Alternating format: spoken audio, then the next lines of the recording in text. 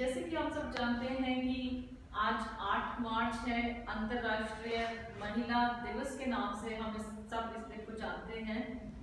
तो आज हमारे साथ मनोहर मेमोरियल कॉलेज ऑफ एजुकेशन के छात्राध्यापक और छात्राध्यापिकाएं हैं और ये सब एनएसएस यूनिट से भी जुड़े हुए हैं। तो आइए हम इनसे बात करते हैं कि अंतर्राष्ट्रीय महिला दिवस के बारे में इनके क्या विचार हैं। सबसे पहले जसविंदर, मैं आपसे जानना चाहूंगी, ये जो कॉन्सेप्ट है अंतर्राष्ट्रीय महिला दिवस का, ये 8 मार्च को जो मनाया जा रहा है, इसका क्या हिस्ट्री है या कब से ये मनाया जाने लगा? ये जैसे कि हम जानते हैं कि महिला दिवस एक बहुत ही महत्वपूर्ण दिन है। इसकी शुरुआत होती है 1908 में। 15,000 महिलाएं इकट्ठी होकर कैंडल मार्च निकालती हैं।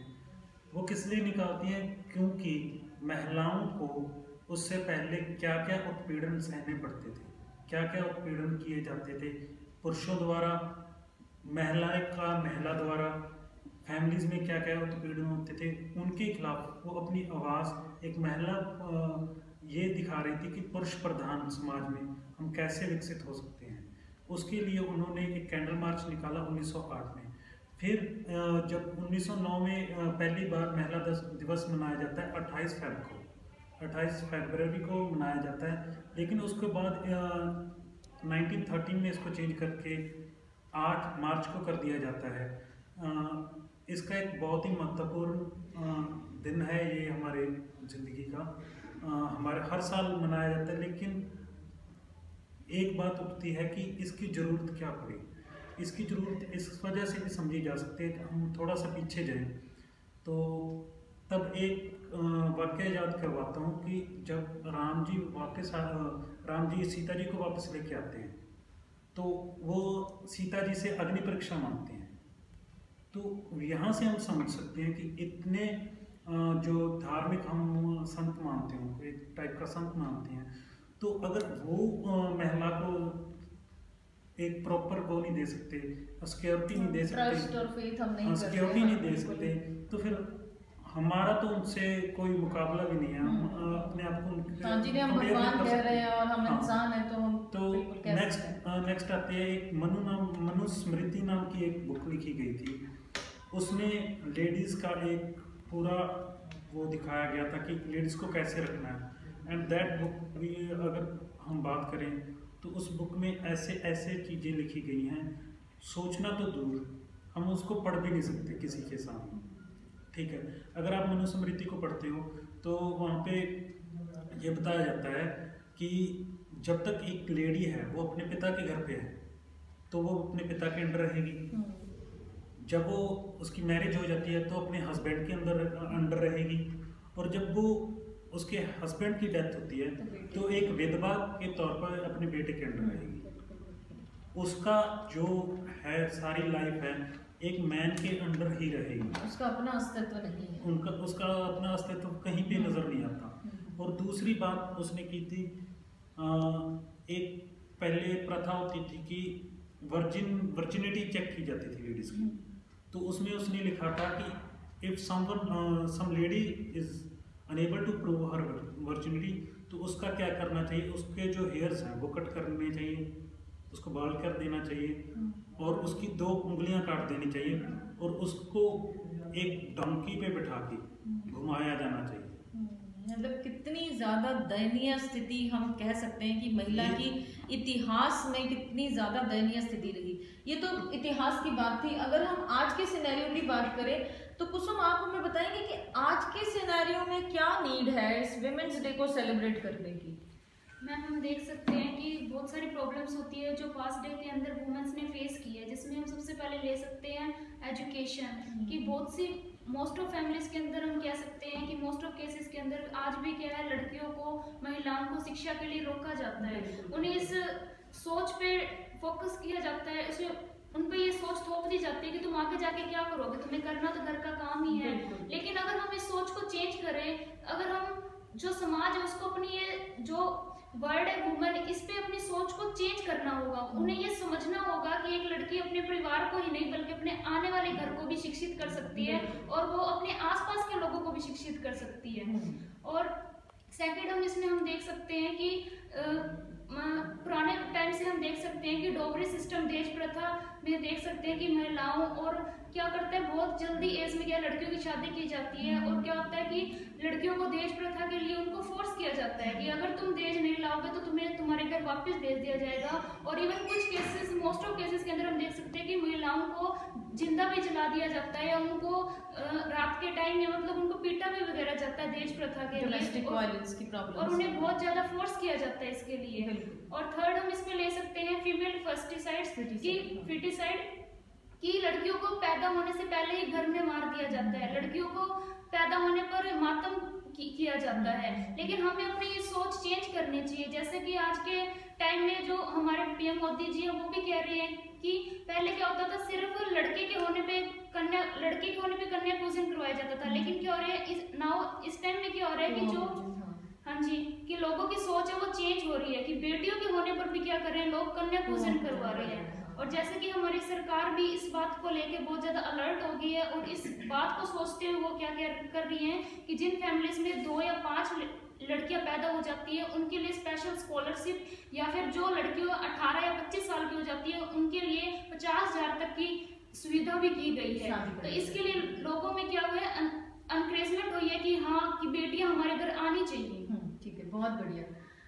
तो आपने बताया कि हमारे अभी भी आवश्यकता है, बहुत सारी समस्याएं हमारी सोसाइटी में अभी भी प्रिवेलिंग है, तो जिनकी वजह से हमें लगता है कि विमेंस डे सेलिब्रेट होना चाहिए।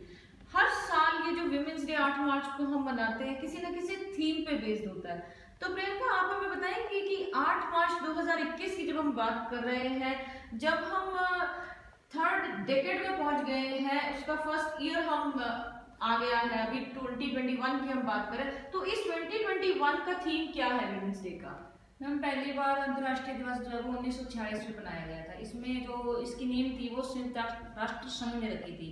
इसमें क्या था कि महिलाओं के लिए स्कूलों, दफ्तरों आदि में जश्न मनाया जाता था, ताकि वो अपने आप को खुद को एक बड़ा महसूस कर सके कि हमारे लिए भी इस समाज में जगह है। यानी उनके ऊपर जो अत्याचार होते थे उनकी वजह से वो बहुत ज़्यादा नर्वस हो चुकी थी, इसलिए जो दफ्तरों और स्कूलों में जो कार्य करवाए जाते थे उनके लिए, तो वो इस दिन को बहुत ज़्यादा खुशी से महसूस करती थी।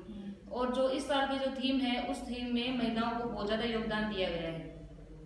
इस बार का थीम हमारा विमेन इन लीडरशिप है, तो कि हम जो लीडरशिप है हमारी, उसमें लीडर्स रोल में हमारी कितनी महिलाएं आगे आ रही हैं, तो इस बार का थीम आप ये कहना चाह रहे हैं कि आपका थीम ये है।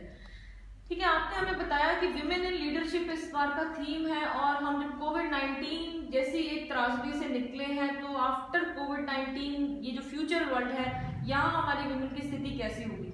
लेकिन अभी भी हम अगर अपने आसपास देखें, अपने समाज में देखें, तो अभी भी लड़के और लड़की में बहुत ज्यादा भेद किया जा रहा है। और स्पेशली लीडरशिप की जब हम बात कर रहे हैं, तो लीडरशिप रोल में लगता है कि हाँ, ये एक हायर पोजीशन को नहीं संभाल पाएगी अगर ये महिला है। तो ये जेंडर के जो डिफरेंसेस हैं, जेंडर डिस्क्रिमिनेशन की बात के बारे में मुस्कान आप क्या कहना चाहेंगी? जैसे कि हम जानते हैं कि लड़कियों और लड़कों में बहुत तरह के फर्क किए जाते हैं, क्योंकि पहले लड़कियों को घर में ही मार दिया जाता है ताकि परिवार में किसी तरह का बोझ ना हो। और लड़कियों में ये भी फर्क किया जाता है कि उन्हें पढ़ाया नहीं जाता, उनसे घर के काम ही करवाए जाते हैं। और यहाँ तक ये फर्क भी होता है कि लड़कों को ज़्यादा सपोर्ट करते हैं घर में, ताकि लड़के आगे जाके अपना फ्यूचर बनाएं। लड़कियों को इतना सपोर्ट नहीं मिलता कि हम आगे काम करें, उन्हें सिर्फ घर के कामों में ही रखा जाता है।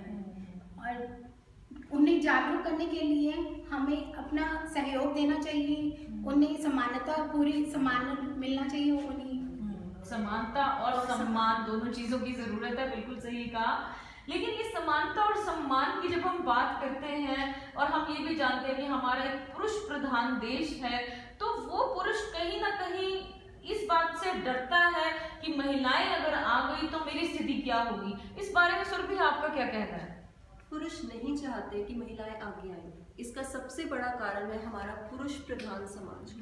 पुरुषों को लगता है यदि महिलाएं आगे आएंगी तो वो हमसे कॉम्पीट करेंगी, हमसे आगे बढ़ेंगी, और फिर हम पर हंसेंगी कि हम पुरुष हैं फिर भी हमसे ये कार्य नहीं हो पा रहा, और वो आसानी से उस कार्य को कर सकते हैं। आज भी एक पिता अपनी बेटी को नहीं पढ़ाता, इसका सबसे बड़ा कारण यही है, क्योंकि वो सोचता है कि इसका मुझे क्या फ़ायदा। आज हम अगर फ़ायदे के बारे में सोचते रहेंगे तो हम देश की तरक्की के बारे में कभी नहीं सोच पाएंगे। वो ये सोचता है कि जब दहेज तो देना ही है तो फिर पढ़ाऊँ क्यों। और इसी वजह से हमारे समाज में बहुत सी कुरीतियाँ पनप रही हैं, जैसे दहेज प्रथा उनमें से एक, जिसकी वजह से बहुत सी महिलाएं आत्महत्या को अपना लेती हैं और हमारा समाज अंधेरे में जा रहा है। यही एक कारण है हमारा पुरुष प्रधान समाज।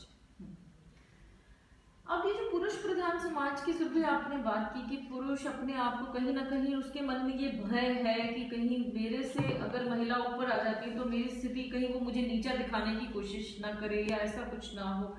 तो परिवार के अंदर भी महिला की दशा कोई ज्यादा अच्छी नहीं है। तो जब हम बात करते हैं परिवार की, तो काजल आप क्या कहना चाहेंगी कि परिवारों में महिला की स्थिति कैसी है? जैसे कि हम मानते हैं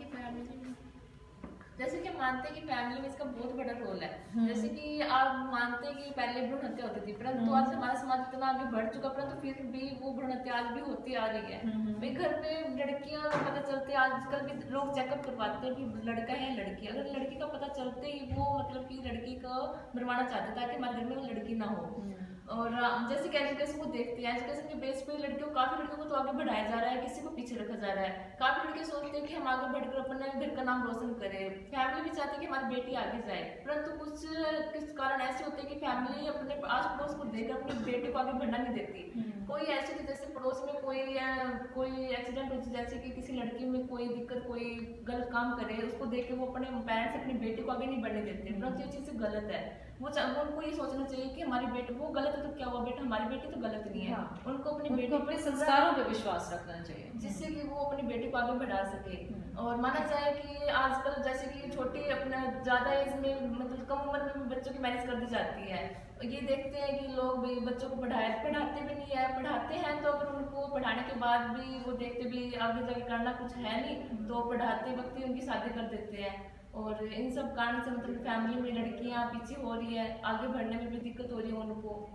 बिल्कुल, आपने बिल्कुल सही कहा कि परिवार के कई बार हम माता पिता की खास बात करें कि माता पिता जो सबसे ज़्यादा कनेक्टेड हैं अपने बच्चों से, स्पेशली अपनी बेटी से, वो पढ़ाना तो चाहते हैं, लेकिन अपने आसपास का माहौल देखते हुए, अपनी जो मोरल वैल्यूज़ हैं, हमारे जो इतना करप्शन जो हो गया है उसको देखते हुए हम कहते हैं कि अब जैसे रेप जैसी घटनाएं हर दिन अखबारों में हम पढ़ते हैं, तो माँ बाप कहीं ना कहीं उन सब प्रॉब्लम से डरते हैं कि इन प्रॉब्लम से हमारी बच्ची बची रहे, उसकी सेफ्टी।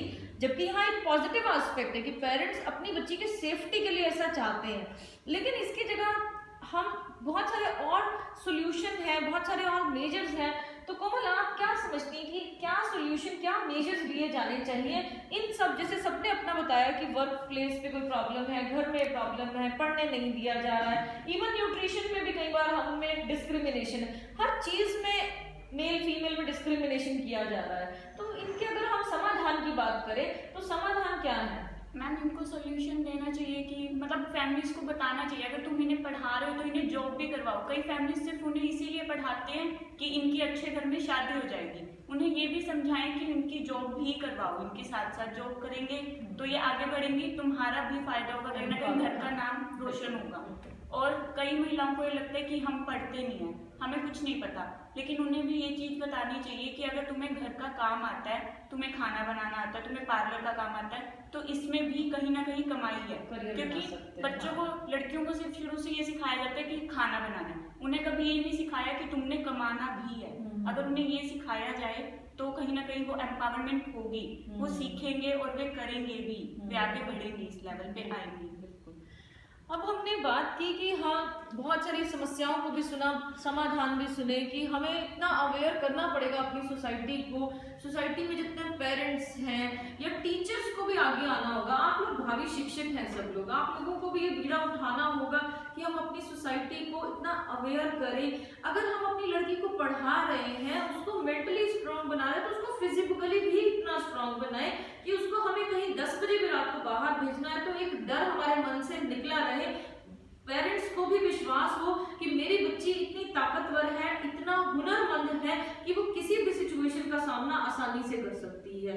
हमें खुद भी इन चीजों को समझना होगा और अपने समाज को भी इन सब चीजों को समझाना होगा, तभी फायदा है इस महिला दिवस को मनाने का। नहीं तो सिर्फ ये कागजों में रह जाएगा और सिर्फ हम एक दिन साल में महिलाओं को सिर्फ याद करेंगे या महिलाओं को सम्मान देंगे, तो बाकी 364 दिन उन महिलाओं का क्या, वो फिर उसी स्थिति में है, उनकी स्थिति फिर भी अच्छी नहीं है।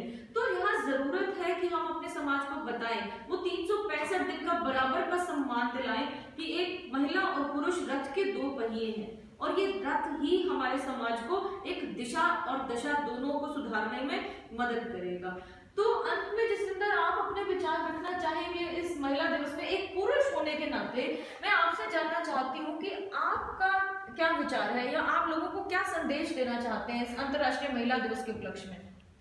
संदेश सिर्फ यही देना चाहूँगा कि हमारे गुरुजी ने कहा है, सो क्यों मंदा आखी है जित जमना राजा। इसका मतलब ये है कि जो लेडी एक राजा तक को बर्थ देती है, हम उसे बुरा क्यों कहें? ठीक है।